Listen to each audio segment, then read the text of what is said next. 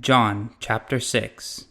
After this, Jesus went away to the other side of the Sea of Galilee, which is the Sea of Tiberias, and a large crowd was following him, because they saw the signs that he was doing on the sick. Jesus went up on the mountain, and there he sat down with the disciples. Now the Passover, the feast of the Jews, was at hand. Lifting up his eyes then, and seeing that a large crowd was coming toward him, Jesus said to Philip, "Where are we to buy bread, so that these people may eat?" He said this to test him, for he himself knew what he would do. Philip answered him, 200 denarii worth of bread would not be enough for each of them to get a little. One of his disciples, Andrew, Simon Peter's brother, said to him, "There is a boy here who has 5 barley loaves and 2 fish. But what are they for so many?" Jesus said, "Have the people sit down." Now there was much grass in the place, so the men sat down, about 5,000 in number. Jesus then took the loaves, and when he had given thanks, he distributed to those who were seated, so also the fish as much as they wanted. And when they had eaten their fill, he told his disciples, "Gather up the leftover fragments, that nothing may be lost."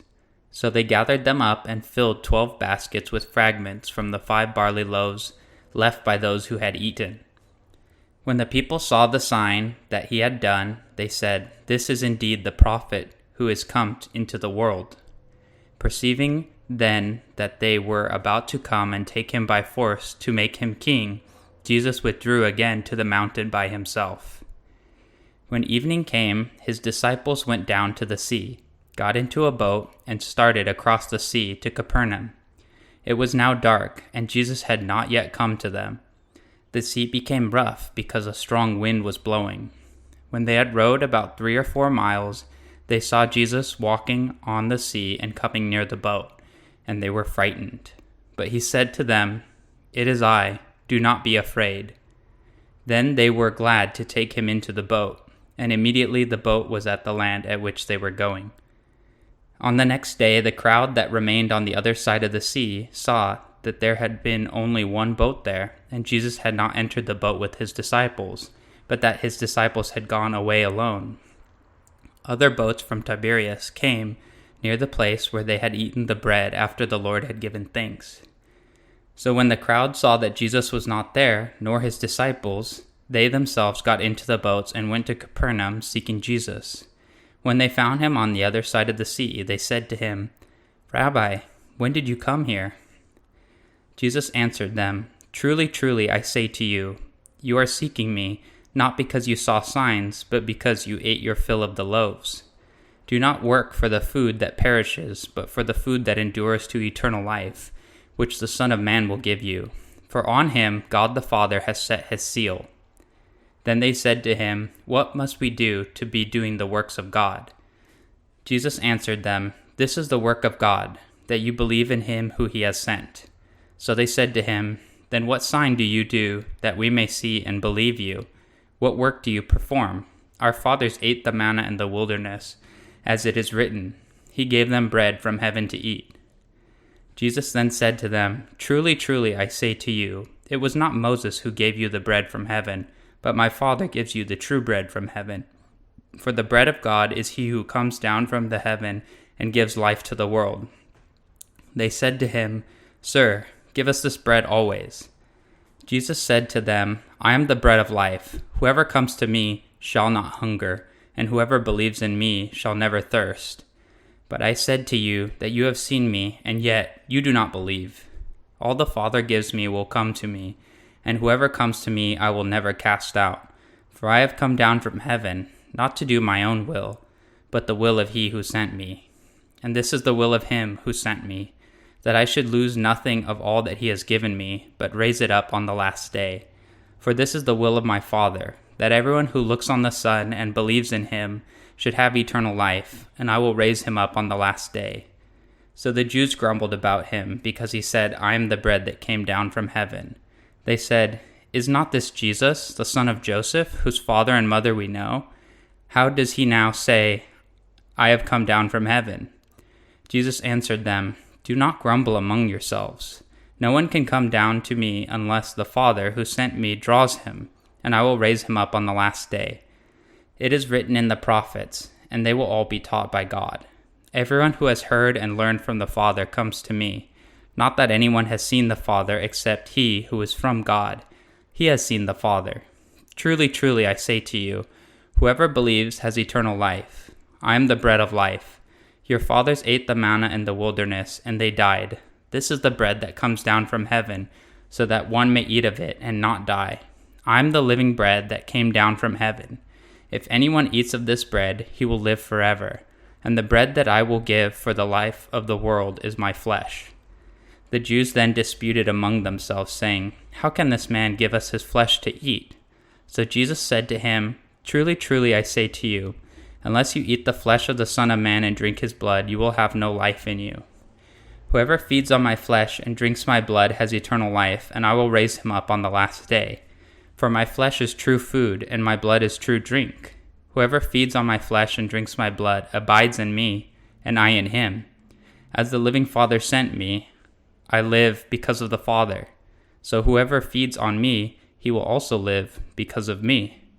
This is the bread that came down from heaven, not like the bread the fathers ate and died. Whoever feeds on this bread will live forever. Jesus said these things in the synagogue as he taught at Capernaum. When many of his disciples heard it, they said, This is a hard saying. Who can listen to it? But Jesus, knowing in himself that his disciples were grumbling about this, said to them, Do you take offense at this? That if you were to see the Son of Man ascending to where he was before? It is the Spirit who gives life. The flesh is no help at all. The words that I have spoken to you are spirit and life. But there are some of you who do not believe. For Jesus knew from the beginning who those were that did not believe him, and who it was that would betray him. And he said, This is why I told you that no one can come to me unless it is granted him by the Father. After this, many of his disciples turned back and no longer walked with him. So Jesus said to the 12, Do you want to go away as well? Simon Peter answered him, Lord, to whom shall we go? You have the words of eternal life, and we have believed and have come to know that you are the Holy One of God. Jesus answered them, Did I not choose you, the 12, and yet one of you is a devil? He spoke of Judas, the son of Simon Iscariot, for he, one of the 12, was going to betray him. John chapter 7. After this, Jesus went about in Galilee. He would not go about in Judea because the Jews were seeking to kill him. Now the Jews' feast of booths was at hand. So his brothers said to him, Leave here and go to Judea, that your disciples also may see the works you are doing. For no one works in secret if he seeks to be known openly. If you do these things, show yourself to the world. For not even his brothers believed in him. Jesus said to them, My time has not yet come, but your time is always here. The world cannot hate you, but it hates me because I testify about it that its works are evil. You go up to the feast. I am not going up to the feast, for my time has not yet fully come. After saying this, he remained in Galilee. But after his brothers had gone up to the feast, then he also went up. Not publicly, but in private. The Jews were looking for him at the feast and saying, Where is he? And there was much muttering about him among the people, while some said, He is a good man, and others say, No, he is leading the people astray. Yet for fear of the Jews, no one spoke openly of him.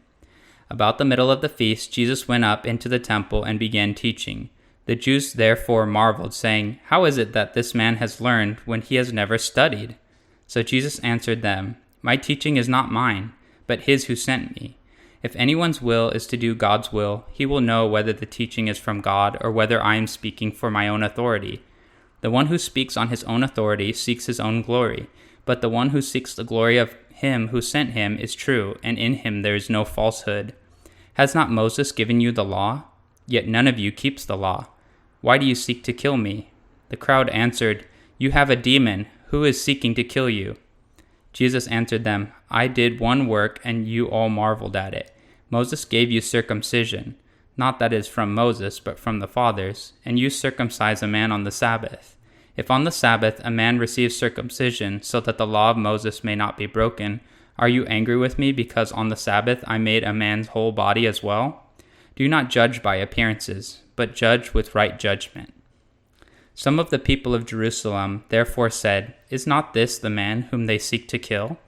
And here he is, speaking openly, and they say nothing to him. Can it be that the authorities really know that this is the Christ? But we know where this man comes from, and when the Christ appears, no one will know where he comes from." So Jesus proclaimed as he taught in the temple, "You know me, and you know where I come from, but I have not come of my own accord. He who sent me is true, and him you do not know. I know him, for I come from him, and he sent me." So they were seeking to arrest him, because no one laid a hand on him, because his hour had not yet come. Yet many of the people believed in him. They said, "When the Christ appears, will he do more signs than this man has done?" The Pharisees heard the crowd muttering these things about him, and the chief priests and Pharisees sent officers to arrest him. Jesus then said, "I will be with you a little longer, and then I am going to him who sent me. You will seek me, and you will not find me. Where I am, you cannot come." The Jews said to one another, "Where does this man intend to go, that we will not find him? Does he intend to go to the dispersion among the Greeks and teach the Greeks? What does he mean by saying, 'You will seek me, and you will not find me, and where I am, you cannot come'?"